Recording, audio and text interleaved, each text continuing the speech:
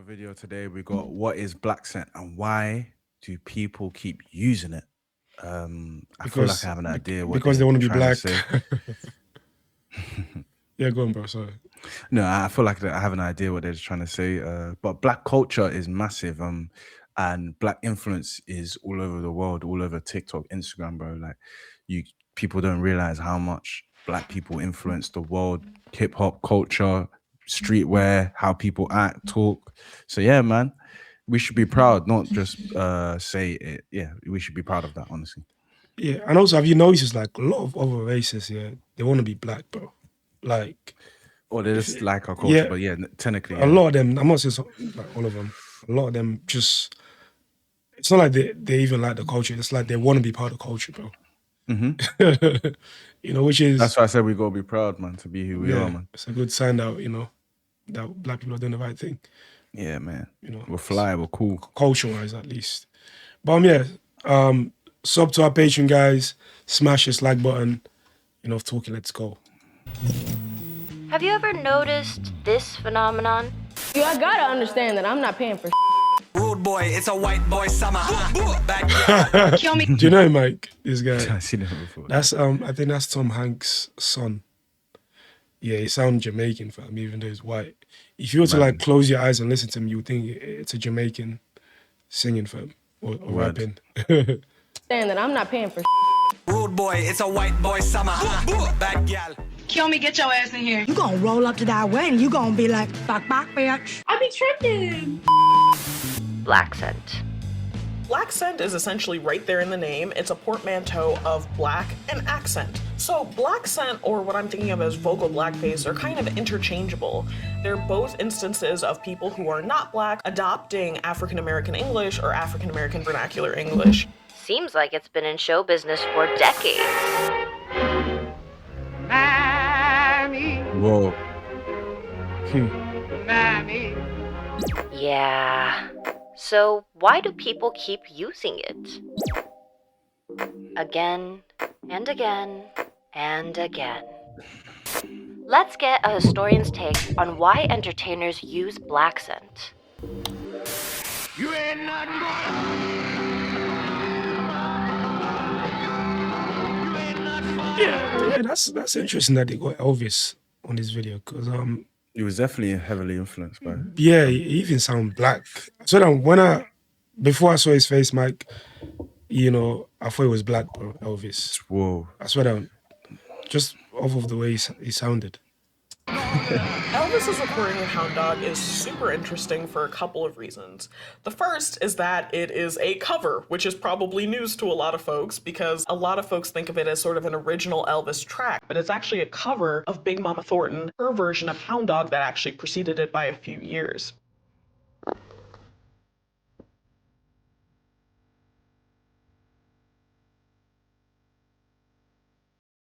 And then the second thing that makes it interesting is that it launches a young Elvis Presley onto the international stage in a major way. And he becomes lauded as sort of the king of rock and roll, whereas Big Mama Thornton is largely forgotten by mainstream audiences as being one of the major architects of rock and roll. During this time, radio was largely segregated, and it meant that black musicians and white musicians were rarely, if ever, played on the same radio stations.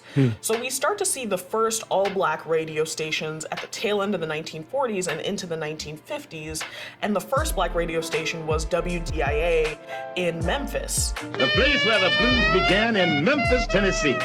WTIA invites you to join us in asking the man upstairs to smile on us today.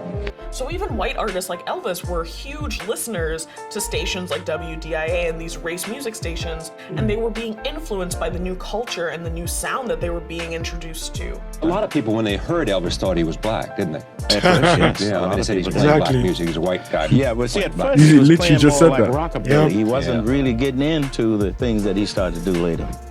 But when he started to do that, then he started turning heads, including mine.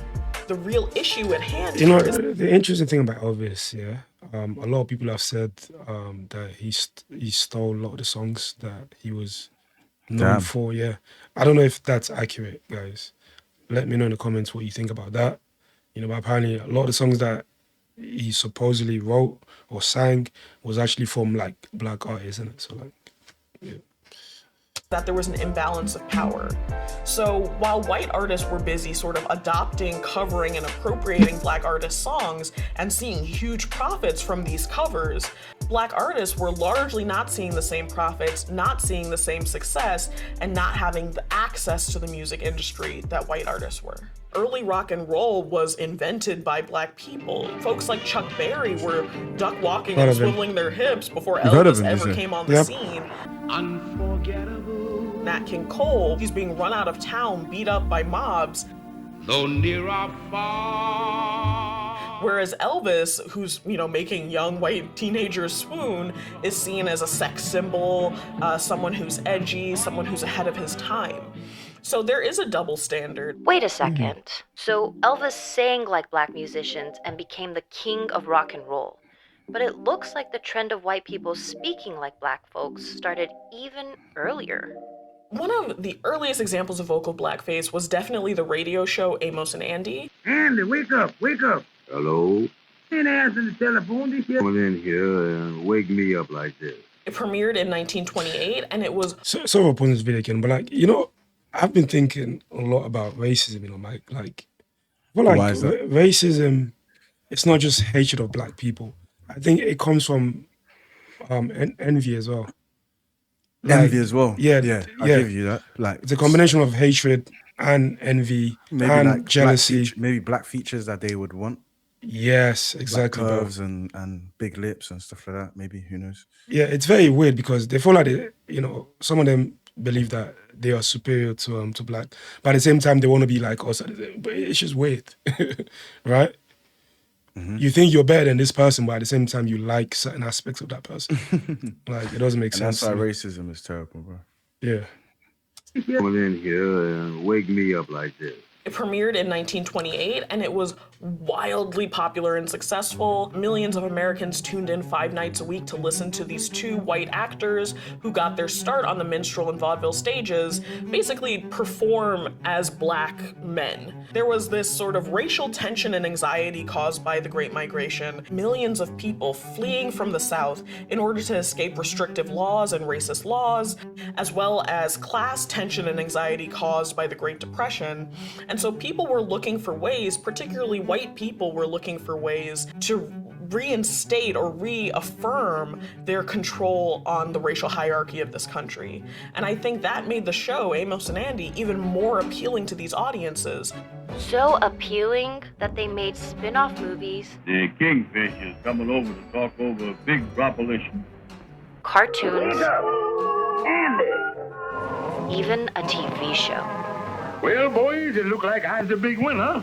The Amos and Andy show actually led to the first all-black cast of a television show in history, and I think that complicates the ways that we have to look at its legacy. These actors who were on the show were instructed to maintain the Blaccent and maintain the sort of caricature of the earlier radio program because that's what made it successful, and the producers of the show thought it was more authentic. How do you do there?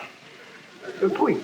By forcing these actors into sort of a narrow role, they were essentially forced to adopt this really stereotypical version of themselves and reflect back to white audiences what they expected more than what was actually authentic to the black experience. Where's that husband of mine? He didn't come home last night. He left us note saying he was going away to make his fortune and he'd come to me later. In some ways, it gave opportunity to black actors who were looking to express their talents, and in other ways, it perpetuated the violence and the racial stereotyping of the original program. But Professor Bainbridge, this was the 1950s. Surely we've made some progress since Amos and Andy, right? Don't sleep. Don't sleep. Because she might disappear. Saw that? Sweat, right? Yeah. She came back, though. She likes you. The continuing controversy around Awkwafina and her use of Blaccent has a lot of different moving parts, and it started very early in her career. Make your girl panties cream. Yo, spreads hepatitis C. But she adopts sort of an African-American accent while she's rapping. And then after that, she becomes better known for her acting than her music. But even in television and film, she's still adopting this very particular African-American vernacular English while she's performing. And she's largely performing funny characters, comedic characters. You gonna roll up to that wedding, you gonna be like, "Bak bak bitch." At the same time, though, like, there's some people, you know, that they are just products of their environment, innit? You know, because I've seen a lot of Asians that grew up in black communities and sound black, and it's not because they're trying to like be like black people. It's just that's a perfect example. You know, it's just I go to the gym sometimes and I just see some Asians, and I speak to them, and bro, like, if you close your eyes, you'd think they're black, but they grew up in our area, bro, Southeast London. So, bro, they're not trying to be anyone. This is what they grew up with. This is who they grew up with. They're being themselves. So when you see a white American that grew up around just black people and they sound very hood, bro, they're just a product of their environment. What's the issue? There's nothing wrong with that.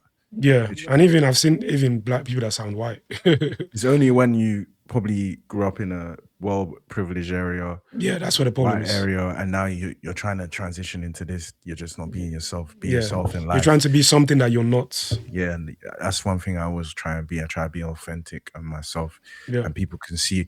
A lot of people will see through you being fake as well. That's the issue. Yep, most definitely. And that's why I don't respect... Well, I'm not the biggest Drake fan, because I think Drake is exactly what you're talking about, Mike. It fits perfectly into that category, bro. He wants to be black. He wants to be like, part of the culture. But he's not really part of the culture. Let's keep it real. Seeing her gain success for using Blaccent was extremely problematic, but I also think she got more critique specifically because she was a woman of color. And I think that people are more likely to hold women of color to a higher standard than they are other groups. But it sounds like a lot of people on the internet speak with a Blaccent now. When someone says like period, cis, whatever, snatched, all that it's very much like internet culture. I think the argument that internet lingo or teen speak is synonymous with Blaccent is actually quite harmful and can be really a slippery slope, because in some ways it normalizes adopting and appropriating black accent or adopting and appropriating black culture as just being the norm. While some folks are saying, well, it's internet lingo, it's internet speak, they're also, becoming huge TikTok celebrities and influencers off of doing these actions. 11, 10. Well, Vicky, I know her. You know, right? Yeah, I know Vicky. When a black person does adopt, say, AVE, they're seen as ungrammatical, less professional, less desirable, and less likely to be hired.